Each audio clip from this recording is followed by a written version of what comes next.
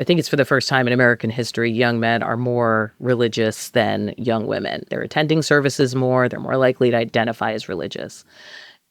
Right. Can you Yeah, talk that about the Catholicism part of that? Like, why do you think that? What do you think of that move, and what do you think of that move to Catholicism? yeah, that trend is new, but I think it's helpful to maybe broaden out to some bigger trends first. I'm Christine Emba. I am currently a senior fellow at the American Enterprise Institute, AEI, and a contributing opinion writer for the New York Times. So, America has seen just declining religiosity generally since the 90s. Just fewer people identify as religious and Christian in particular. But one of the things that we found recently is that trend seems to have plateaued a little bit. The Pew Religious Landscape Survey that was released earlier this year shows that the number of people leaving the faith seems to have sort of stabilized. Hmm. Um, and anecdotally, if you talk to Catholic priests or people who work in sort of Catholic ministry, they're like, "Yeah, my church is really full. Actually, Right. a lot of people seem to be converting." Compared to And other faiths, maybe even let's say Episcopal or mhm, other churches where they might be like, well, we're not having as many young people as we'd like come in. right. Well, what's going on with the health of our church? There's a real question there. And you're saying that that's actually a little different when it comes to Catholicism. Yeah, it seems that there are just more young people or young families who are beginning to attend church or converting to Catholicism. And that's unusual because usually we see that people who are older tend to be more religious while the younger less religious. Or we get more religious as we get older, right? That was the theory for a very long time. Is like, oh, well, of course people leave the church. They're out doing all kinds of things, having their rumspringa to borrow from another faith. Yeah, but But once they that have a as they get baby, older and have families, yeah, exactly, that they come back. yeah. And you're saying that that isn't necessarily the requirement. Yeah, some people are sort of coming back much earlier in life or entering without any background at all. And not just, I guess, joining the Catholic Church or becoming Catholic, but you pointed out that, people don't seem to be becoming Episcopalian, say, in the same way. And I think one of the interesting things in this moment that we're seeing is people are joining um, more traditionalist um, denominations or churches, including the Catholic Church. Like they're going for the hard stuff. Say more about that. So I have a theory that's shared by, I think, a lot of other people who think and write about faith in public life about why religion is becoming seemingly more attractive than you might expect in this moment of kind of mainstream secularization. I think a lot of young people, if you talk to them, especially young people who are considering or have rejoined religion in some form, will say that religion gives them a structure, um, a sense of the transcendent, sort of clarity of form of life that is in many ways absent in normal life. In kind of a modern secular society, especially for young people, you're told that, you're free. You can kind of make up your life and your belief system as you go along. Like you need to figure out whether you want to have a family in this shape or that shape, whether you want to get married or not get married, whether your job is what means the most to you or your dog is what means the most to you.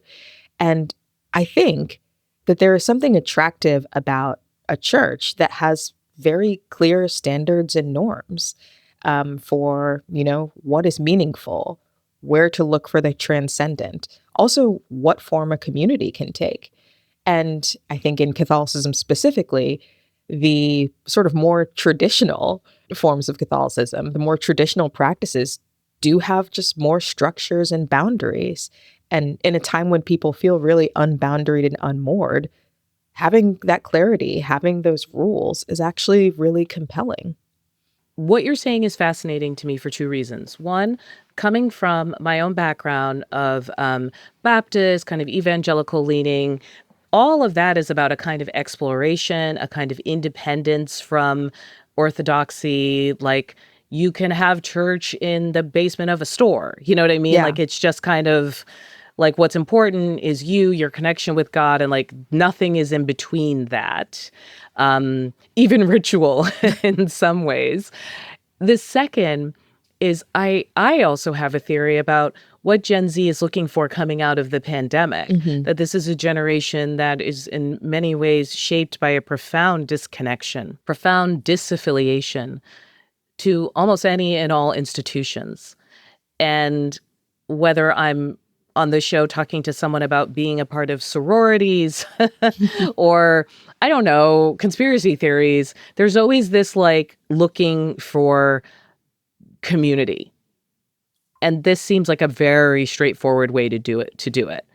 And a very straightforward way to do it, especially for men, because there are defined structural ideas about your role in that community. Yeah, and this kind of gets us to why men in particular may be attracted to Catholicism or traditional forms of religion. You're also seeing a growth in men converting to like Orthodox Christianity too, like Greek or Russian Orthodoxy, not just sort of general Orthodoxy. But yeah, there is something about I think the church and this particular religious space that actually does have a clear definition of what it means to be a man, what gender looks like, the role that the sexes maybe can and should play. And I think men especially, and I've written about this. I wrote an essay for the Washington Post called "Men Are Lost," um, but I Lots think of clicks there. yeah, and surprising to me, a lot of men were like, "Yeah, that's true." But I think men in particular feel kind of unmoored in this moment, even more so than like the general younger generation, because there used to be sort of a clear way of being a man, like a protector, a provider, a procreator, someone who has a family. There were roles that men were taught to play, whether it's like getting a certain job and earning a certain amount of money, getting married in a certain way, and that clarity around gender norms and what it means to be a man, what men specifically are supposed to do, has kind of muddied itself and I want to be clear, this is a good thing, as women have sort of entered onto the scene and been able to do more of the things that men thought were theirs alone. And so I think there are a lot of men in particular who are out there who are sort of looking around like, who am I? What am I supposed to be? And perhaps a traditionalist religion that has a clear understanding of gender roles, like Catholicism does, is really attractive to men in particular who are trying to figure out a space for themselves that tells them what it is to be a man, where they stand. I mean, when I look at the surge of sort of right wing affiliated Catholicism, it does come hand in hand with that conversation of the role of women for women. So, whereas you talked about this kind of like roadmap, doctrine, ritual, spiritual growth, that's like that path feels wide open and towards something, I would think, for a young man. And Mhm. a woman might sit through that whole same service, have all those same conversations, and feel like, well, this isn't a broader path for me. This isn't more choice for me. Obviously, people of faith can feel differently. Like I said, like I go to an Episcopal church now where there are women clergy. But in some of these traditions that are bringing in more people, that's not the case. It's not, to me, like welcoming to those kinds of breaks in tradition for gender roles. Yeah, I mean, so I think sociologists talk about three things that religion can provide, right? Like the three B's. It's belief, belonging, and behavior. So belief meaning like a way to understand the big questions in life. Belonging is sort of just having a community that you're part of. And then behavior, showing you, how to be, what being good looks like, what being a good man or a good woman or a good family member looks like. Um, and I think one of the things that tends to be emphasized by the sort of traditionalist and right wing sort of reactionary converts to Catholicism, and unfortunately, like the version of Catholicism that is right now seen more often in the public square because the vice president is just in the public square more than sort of a lay Yeah. Catholic, Like he makes a nun. comment and the late Pope answered. Like Right. it is a different Exactly. scale. Yeah, but what I think is emphasized in, this sort of traditionalist reading of Catholicism that's getting a lot of attention is the behavior part. They seem really intent on talking about, well, I'm Catholic and that means that women do this and men do that. Or I'm Catholic and that means that a traditional family looks like this. I'm Catholic and that means that, we should be extremely pronatalist in these particular ways. And that is not necessarily reflective of the church as a whole or Catholic teaching as a whole. But if that's what is most visible in the public square, then yeah, young women who are like, oh, I'm learning about Catholicism or not. But the thing that I hear the most often combined with Catholicism is you can't have an abortion and you need to get married young or something. That is not going to make the church look particularly attractive to them, which is unfortunate, I think. What's that like for you? I mean, this must be such a strange collision of your worlds in life, because you've been talking about men and the crisis with men and social, sexual etiquette and mores, and then also you are a Catholic convert, and you're thinking about these things. I've listened to you on podcasts in the manosphere, so to speak, and they're like, "Yeah, tell us what the chicks think about us," and I'm like, Christine, just going into the lion's den. Yeah. The I girls are mean, not happy. I'll the tell them girls that. are not happy, and the girls are not happy. Can you tell me how strange it's been? Yeah, it is. It has been a little whiplashy. I converted to Catholicism and like that's a big part of my own life. But suddenly to see like the convert experience or this particular brand of convert experience in the public square is like, oh, I didn't expect that. And then I think there is the assumption that sort of J.D. Vance's version of Catholicism and J.D. Vance's conversion story is like what mine is like, or that I must agree with all the things that he's saying. And that's not really the case. One of the things that I was really attracted to by the Catholic Church is that there's a lot of space in Catholicism and a lot of sort of different interpretations and practices. And, when I hear J.D. Vance using Ordo Amoris to justify mistreating migrants, that is kind of not the Catholic faith that I recognize. And in fact, it wasn't the Catholic faith that the late Pope recognized, considering that he really clapped back at him in this moment. But, there is this sort of like orthodox or traddy or combative vision of Catholic converts who have... Did you say traddier? Tradier, yeah. Short for traditional. Traditional instead of tradwise. So now we're using... Yeah, tradcath actually is definitely a term of art in the scene. That whole sentence. Yes. Okay. Sorry, world. Tradcath. Now that people are tradcath. The thing about being tradcath, as people in the scene say, is it a trend? And for people like you who are deeply committed to this as part of your faith, are you essentially witnessing this political shift, right? This basically turning of the culture war into a very specific part of religious life? Yeah, I mean, it's disappointing to see religion and faith wielded for the purposes of politics because, a thing about religion and faith is that it's not supposed to be of this world. Like you don't use God to take a political side. Yeah, but all the people listening who complain about the religious right are like, Christine, Emma, give me a break. Come on. That's right. Like that's certainly, if we're even just doing the cursory glance since the 80s, yeah, the religious right has that. been a force in American life. So why would the Catholic right be different? Yeah, and no, that's totally true. But there are, other parts of Catholicism that are not as well represented in the public square, which I think is a shame. I mean, there's, a long and deep tradition of what's known as Catholic social teaching, right? Which actually has a view towards promoting human dignity and the common good.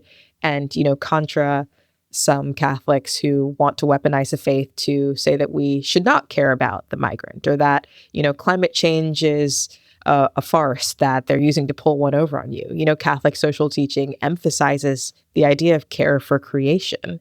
It has the preferential option for the poor, the idea that when you're sort of thinking about policy or thinking about how to shape a society, you should think of the poorest, the neediest, the person most needing help first, and make sure that you're elevating that view as you make policy choices. Like that is Catholic teaching too.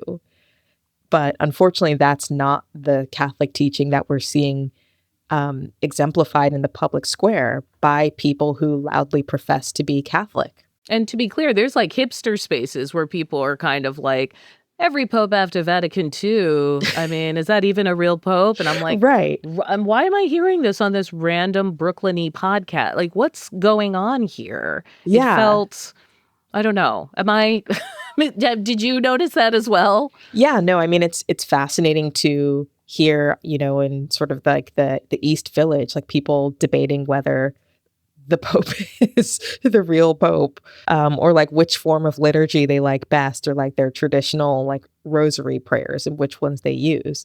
But it's also really interesting too. And I think to this point of like, Catholicism suddenly showing up on hipster podcasts, that also speaks to something specific, that a specific attraction that Catholicism has in the public square today.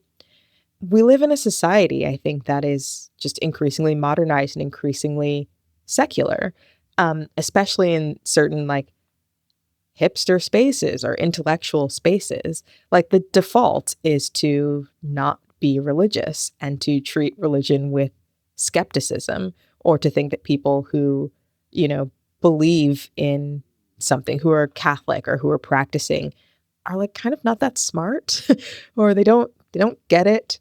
Yeah.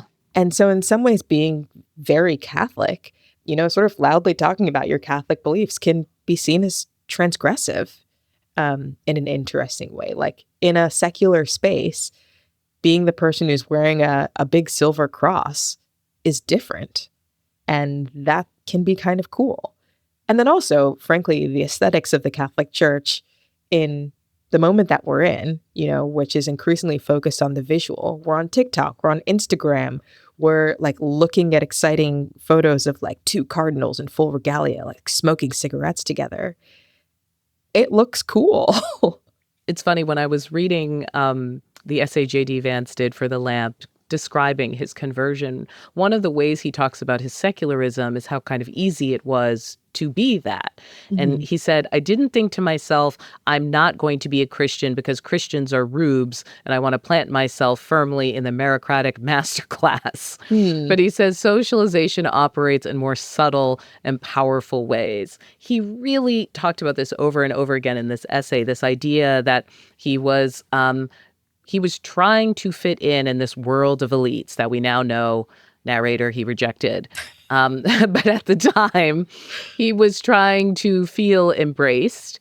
And there was something about being a practicing Christian that was at odds with the community that he was aspiring to be in. I mean, he used the word rubes. We know hillbilly elegy. This is his thing, this kind of language. But I think you've been in all of these spaces in a way, right? You talked about converting at Princeton. And is there something to that? Because I think that also informs the way that people who get into power with this kind of thinking govern. So, J.D. Vance, I think, talks a lot about how the secular culture that he left, I guess, or that he first was trying to be a part of, was rejecting of and different from the Catholic culture or the Catholic faith that he joined, because it's a way to just sort of make the distinction between the two places. You have Peter Thiel, who is also Catholic. We talked about J.D. Vance. There are, multiple members of the Supreme Court. It's a fascinating moment in American politics when you think of a time way back when JFK actually had to make a speech, right, about his religion to essentially kind of reassure Americans that to be Catholic did not mean that you would not be loyal to the United States. now I think being Catholic, that doesn't even mean you're loyal to the Pope or the Vatican. Like that's no True. guarantee. This is a vibe shift. So how do you see this moment for Catholicism and Catholics in modern politics? Because like I said, because of JFK, they have a particular place. Right. I mean, the sort of the idea that Catholics would be accepted in modern politics is still pretty new, exactly as you say. JFK had to make it very clear that he was not going to be commanded by the Pope instead of the United States, for example. But in this moment where you see like sort of loudly Catholic figures in the public square, like J.D. Vance, I think a lot about how well Catholicism is being represented by these figures. Like when somebody who is unfamiliar with the church or the faith thinks this is who Catholics are they going to think J.D. Vance? Are they going to think Peter Thiel? And then what are other parts of the faith, other visions of the church, other ways of being Catholic that I think are really good and important that get left out or pushed to the side? And I think a lot of religious people in the public square are thinking about how their religion is being represented by sort of the standard bearers who are making the most noise right now. And how they feel about how it influences policy, right? So, like, I have a Christian faith, I have kids. Do I want pronatalism? You know what I mean? Like, Yeah. do I want the number of kids I have to decide whether or not there's a train station near me or not? That feels like not what I have in mind. But it does force you to have that conversation with yourself, which is like, you like the idea of your kind of ethic being reflected in the public space. I can get that. Yeah. I mean, to get a little sort of think tanky on you, there's, I think, a competition or like a figuring out going on right now with sort of what it means to be religious in a liberal society. And when I talk about liberalism, I'm not like talking about the left necessarily, Yeah. but liberalism as the idea that, we live in a pluralistic society. Everyone gets to make their own choices about their beliefs and how to be. You can't foist your choices on other people. We have to be like accommodating to those. And then And how much does that accommodation undermine your own values and connection right. to your faith? Can your faith be private? If you say that you are Christian or Catholic, is that a personal choice? Or does the idea of being Christian or Catholic mean that your faith should affect the rest of the world and how you interact with the world? Because it becomes a political statement. Exactly. Like, do you bring your faith and, the frameworks that provides to you and demands of you to the public square with you? Or can you keep them private? And I think a lot of people are realizing that is more difficult than they might have thought.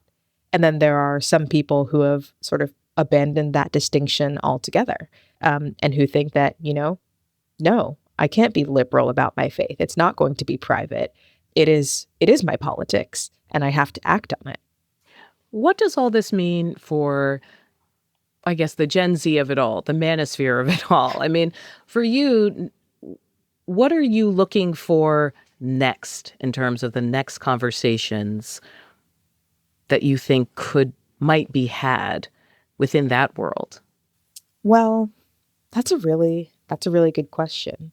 I mean, to start, I think first starting in the world of just politics generally, I think especially on the right, there is currently in this moment sort of an alliance between the religious right or even sort of like the Catholic right, people like J.D. Vance, and a sort of non-religious right. Like, I guess you can compare J.D. Vance to Elon Musk, who sort of both have visions of the world.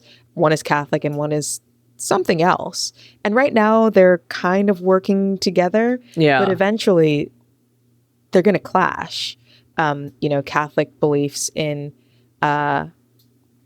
what it means to be human, what it means to have children, what pronatalism should look like, what a family looks like, actually stands in real contrast to Elon Musk's belief in how humanity should be shaped via machine, or the ideal family, which is not sort of a two-person Catholic household, but, a guy who has a mysterious number of children fathered by his harem. Christine, no, you didn't.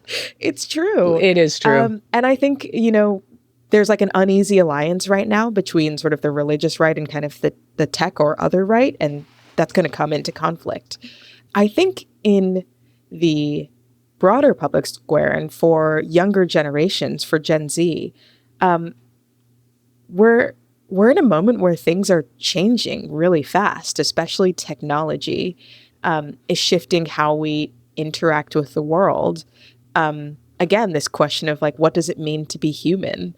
How do we interact with each other? What should life look like? There are choices to be made.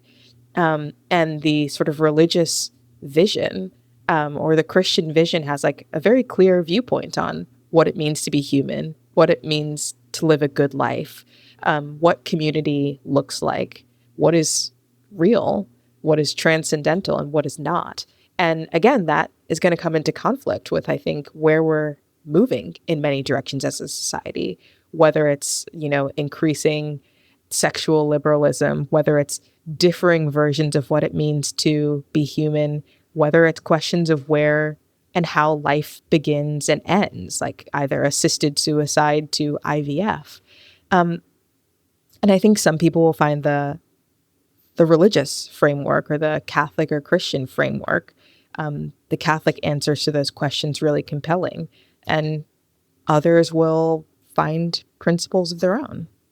There's this question of ideology, I think, has been brought into relief by the way that this particular slice of American Catholicism has come to the forefront. Yeah, that's a really good point. I think just in the United States, we can be a little bit self-centered when we think about public issues, and we tend to look at other institutions through our right, left, red, blue lens. But the Catholic Church is a lot bigger and a lot older than the United States, and is not neatly sorted along the lines of U.S. Republicans versus U.S. Democrats. There are questions that kind of cross that divide and supersede that divide. There are parts of the Catholic Church, as you say, the global South is kind of one of the fastest growing areas of the church that are sort of not involved necessarily in our U.S. debates, that are debating, on other fronts entirely. And so also, I think sometimes talking about Catholicism in the public square in the U.S. and being like, well, is it J.D. Vance or is it, Father S.J. Martin, Jesuit, is kind of limiting. It is actually shrinking a really large universe of faith into like a particular shoebox that it doesn't necessarily fit. And I think also for Gen Z, to go kind of back to your previous question, one of the things that I don't know if I would say expecting to see, but one of the things that I suspect is that as our lives become increasingly disembodied and atomized, the idea of an embodied close community like a church, if done right, will be increasingly attractive. I think, many churches in the 80s and 90s and thousands sort of seeing that social norms or norms in life were loosening, were like, oh, the church should match up to that. So we should get looser too. Praise hands and rock bands. Yeah, we should be more like the norm. Yeah, exactly. We can make Christian rock music that's kind of worse than normal rock music, but sort of approximates the thing. But that didn't work. Like, if you can get that somewhere else, why would you also want it in your church or in your faith? I think a lot of people may end up looking to faith for something that stands in contrast to sort of that looseness and disembodiedness and pathlessness that they see in the rest of the world. Christine Emba, thank you so much for talking with us. No, thank you so much for having me. This was great.